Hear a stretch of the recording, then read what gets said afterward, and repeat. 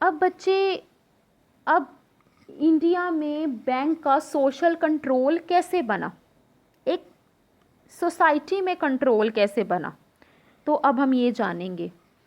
First point is the banks are the custodians of savings and powerful institutions to provide credit. तो banks क्या हैं, आपके savings रखते हैं अपने पास और आपको क्रेडिट भी रखने का मौका देते हैं। ये आपके रिसोर्सेज को मोबिलाइज भी करते हैं, ठीक है, आपके डिपॉजिट्स एक्सेप्ट भी करते हैं।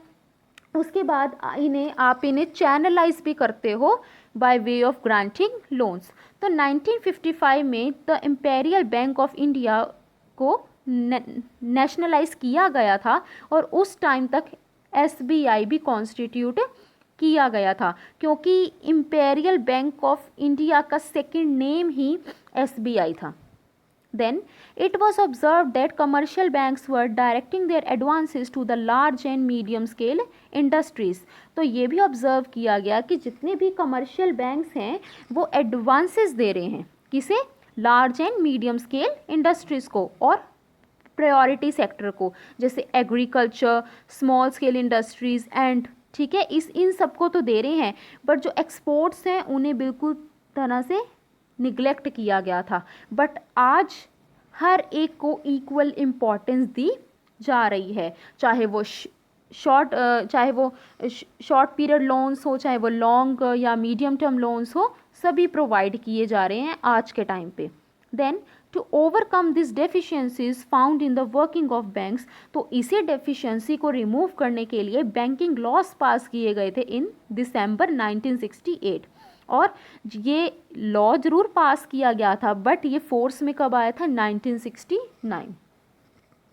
नेक्स्ट है ऑब्जेक्टिव्स ऑफ सोशल कंट्रोल। अब देखो, अब ये बैंक्स के जो सोशल कंट्रोल है इसके ऑब्जेक्टिव्स क्या रहेंगे। फर्स्ट है economic development, then equal distribution of resources कि हर एक को इक्वल पैसा मिल सके।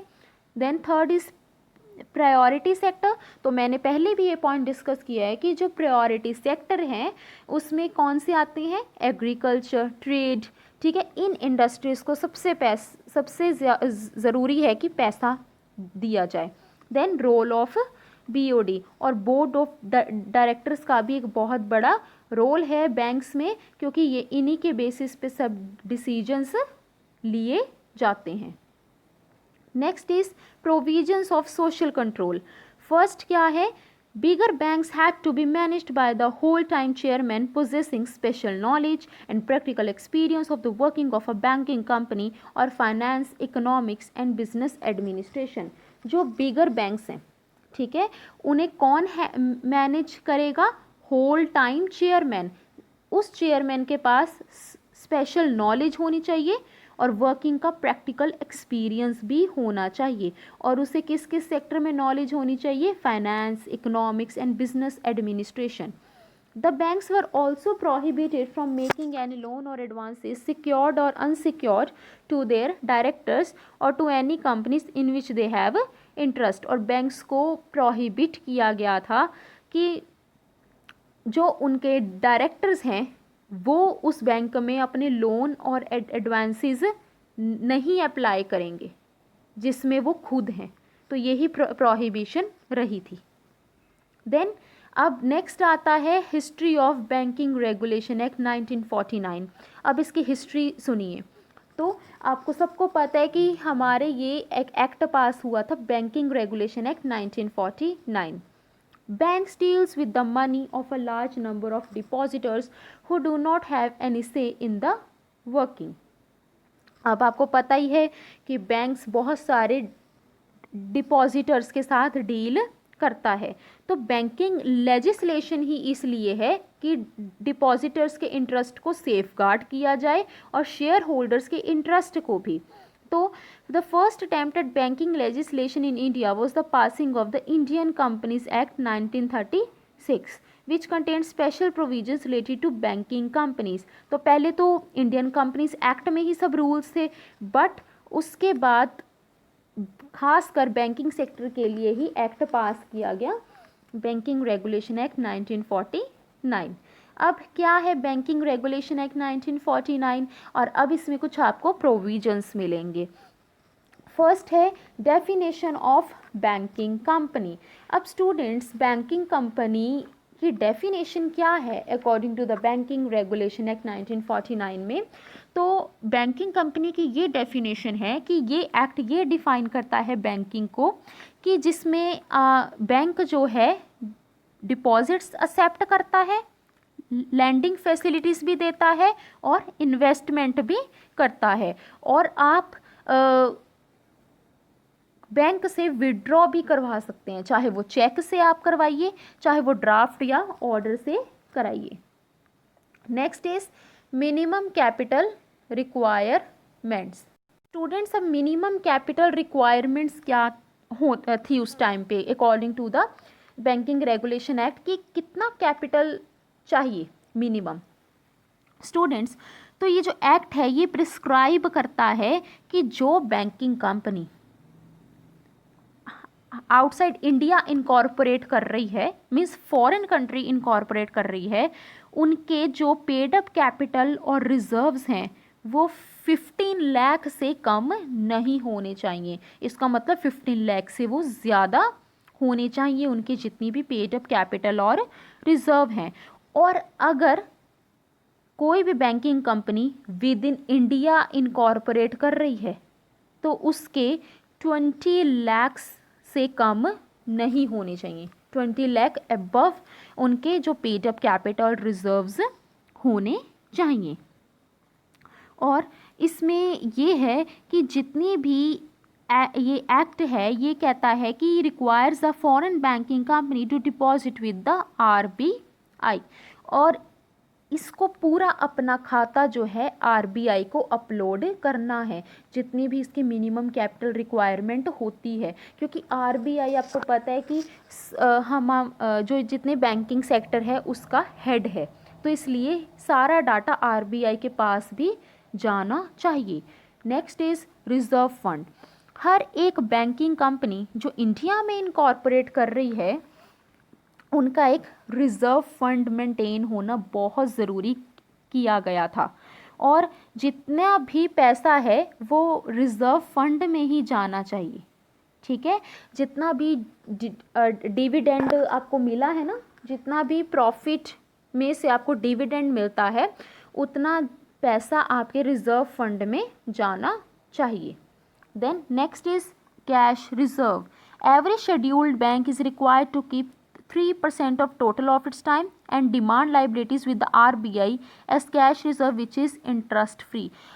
एक इसमें 2 बैंक्स की क्लासिफिकेशन है, एक शेड्यूल्ड बैंक है और एक नॉन शेड्यूल्ड बैंक है।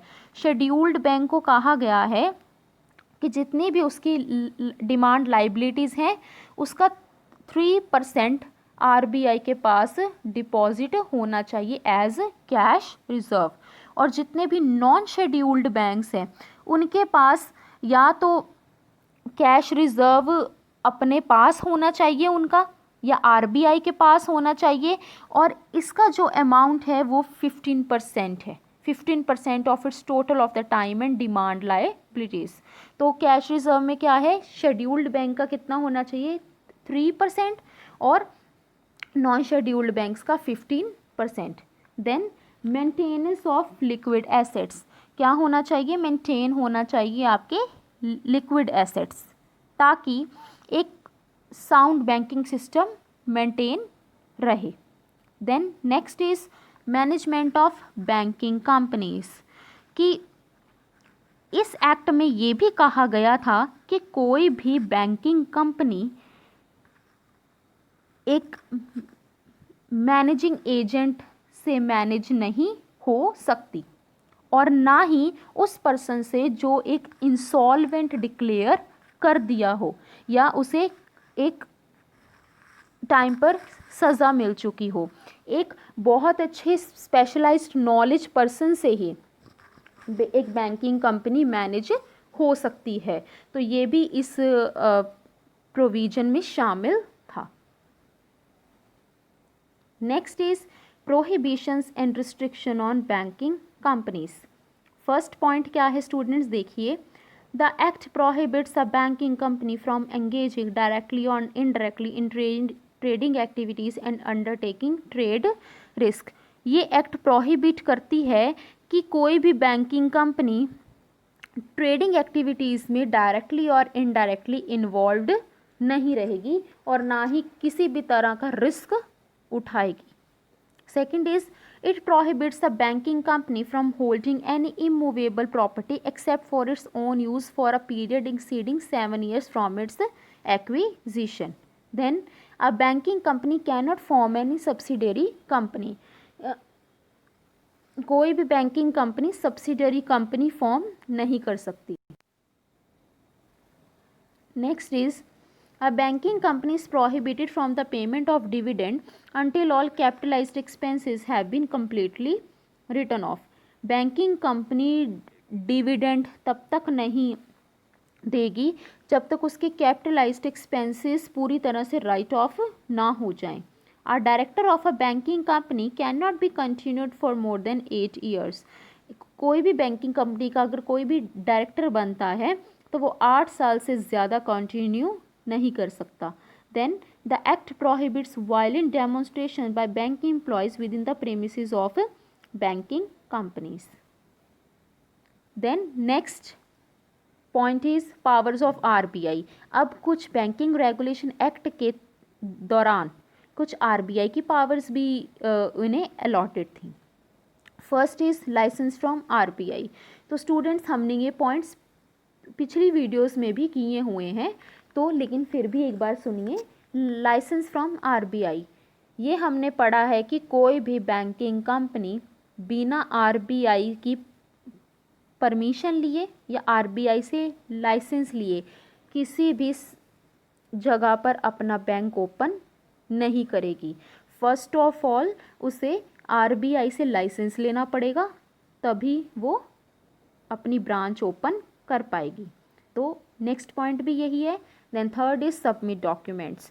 तो जितना भी रिकॉर्ड है बैंकिंग सेक्टर में वो सभी आरबीआई को जाना चाहिए, मंथली और एनुअली।